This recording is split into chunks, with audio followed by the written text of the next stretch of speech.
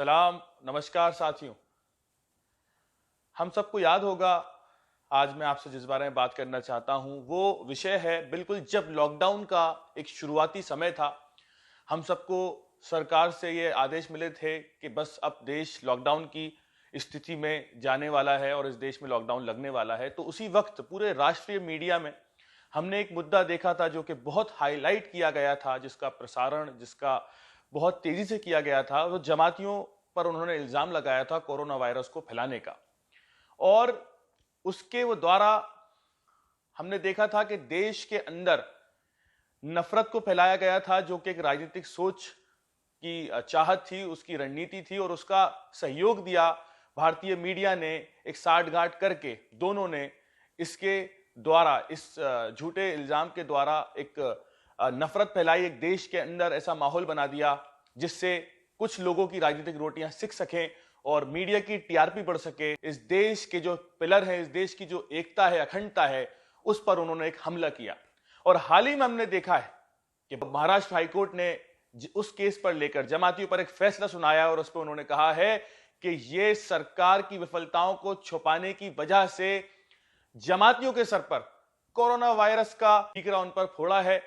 यह सरकार जो जमीन पर हर तरह की मदद करने की, कोरोना वायरस से लड़ने की और जनता को अवेयरनेस कराने की जो उसमें फेल हुई है, तो उसने जमातियों को बलि का बकरा बनाया, ऐसा हाईकोर्ट का कहना है, ऐसा सम्मानीय न्यायालय का कहना है।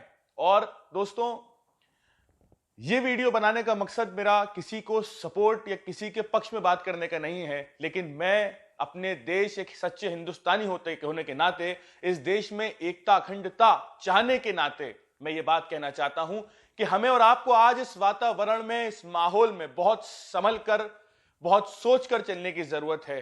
क्योंकि इस देश की आत्मा पर चोट पहुंचाने के लिए इस देश के दुश्मन बहुत मजबूत हो चुके हैं। वो आज हर तरह का षड्यंत्र बहुत कामयाबी से कर रहे हैं। तो मेरी आपसे ये गुजारिश है, ये रिक्वेस्ट है कि प्लीज, ये जो हिंदुस्तान है, ये एक बहुत खूबसूरत सेक्युलर देश है। इसकी एकता, इसकी अखंडता को बनाए रखने के लिए ये इस देश के 135 करोड़ एक एक नागरिक की जिम्मेदारी है कि इस देश की आजादी का जो सपना लेकर करोड़ों हजारों लोगों ने अपनी जान की शहादत दी है, उनकी शहादत को हमें सम्मान करना है और उनके लिए हमें इस देश की एकता अखंडता को बचाए रखना है। और पूरे विश्व में हमें भारत को आगे ले जाने का सपना हम देखते हैं और उसको कामयाब करना है। तो प्लीज, ये जो राजनीतिक पार्टियां हैं, ये जो राष्ट्रीय मीडिया है, इससे बहुत संभल कर बचकर चलने की जरूरत है और आपस में एकता, मोहब्बत, प्यार बांटने की जरूरत है। अगर कोई गलती करता है तो उसको प्यार से समझाने की जरूरत है।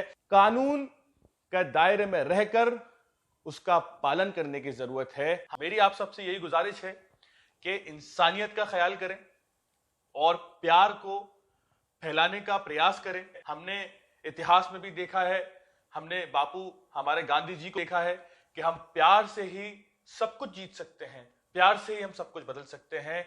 इसीलिए इन सब बातों का हमें बहुत ध्यान रखना है। बहुत बहुत शुक्रिया। जय हिंद, जय भारत दोस्तों।